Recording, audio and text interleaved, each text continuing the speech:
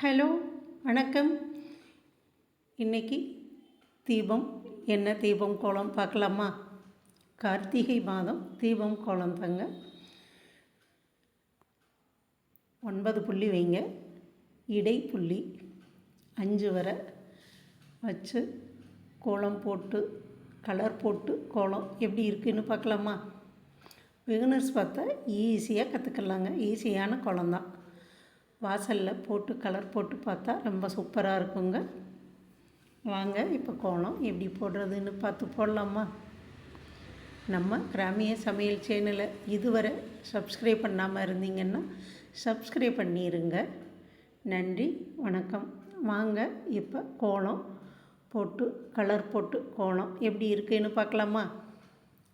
நன்றி.